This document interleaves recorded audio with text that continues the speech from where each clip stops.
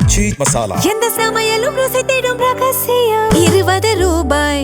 வீடுதோறும் அரசு சேவைகள் மருத்துவம் தொடர்ந்திட ஸ்டாலின் தொடரட்டும், தமிழ்நாடு வெல்லட்டும். லெஜண்ட் சரவணா ஸ்டோர்ஸ் புரொடக்ஷன்ஸ் தயாரிப்பில் லெஜண்ட் சரவணன் நடிக்கும் லீடர் உங்கள் அபிமான திரையரங்குகளில் வெற்றி நடை போடுகிறது.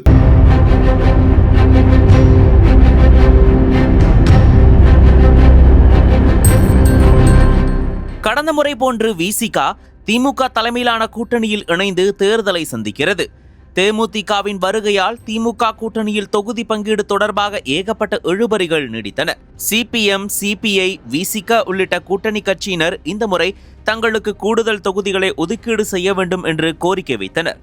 ஆனால் பல கட்ட பேச்சுவார்த்தைகளுக்கு பிறகு சிபிஎம், சிபிஐ உள்ளிட்ட கட்சிகளுக்கு கடந்த முறையை விட இந்த முறை ஒரு சீட் குறைவாகவே தொகுதி பங்கீடு நடத்தி முடிக்கப்பட்டது.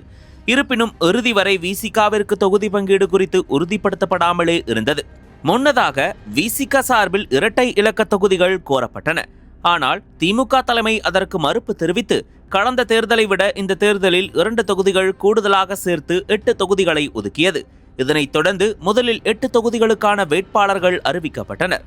இதில் யாரும் எதிர்பாராத விதமாக காட்டுமன்னார் கோவிலில் விசிக தலைவர் திருமாவளவனே போட்டியிடுவதாக அறிவித்தார். இந்த செய்தி தமிழகம் முழுவதும் தீயாக பரவிய நிலையில் பெரும் சர்ச்சைகளை ஏற்படுத்தியது. ஆட்சி பங்கு கோருவதற்கான புதிய யுக்தியா என்று கூட பலராலும் பேசுபொருளாக்கப்பட்டது. இந்த சூழலில் தனது நோக்கம் தவறாக சித்தரிக்கப்படுகிறது என்று கூறி காட்டுமன்னார் கோவில் தொகுதியில் தான் போட்டியிடப் போவதில்லை என்று திருமாவளவன் அறிவித்தார். மாறாக காங்கிரஸ் கட்சியின் முன்னாள் தமிழக தலைவர் இளைய பெருமாளின் மகன் ஜோதிமணியை வேட்பாளராக அறிவித்தார். இதனிடையே ஷாநவாஸ், பாலாஜி, பனையூர் பாபு ஆகிய சிட்டிங் எம்எல்ஏக்களுக்கு போட்டியிட வாய்ப்பு மறுத்த திருமாவளவன் கள்ளக்குறிச்சியில் தனது சகோதரி மகள் மாலதியை வேட்பாளராக அறிவித்தார். அதனைத் தொடர்ந்து 8 வேட்பாளர்களும் பிரச்சாரம், பரப்புரை என்ற தேர்தல் களத்தில் தீவிர வாக்கு சேகரிப்பில் ஈடுபட்டு வருகின்றனர்.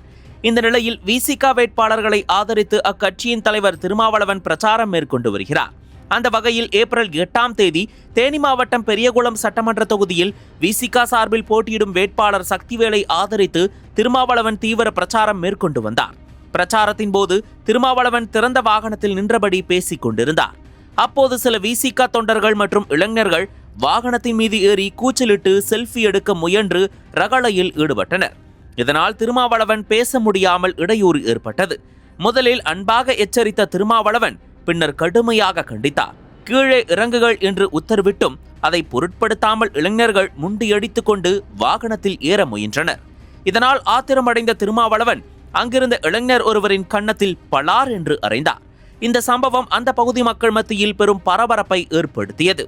இது தொடர்பான வீடியோ சமூக வலைதளங்களில் வேகமாக பரவி வருகிறது.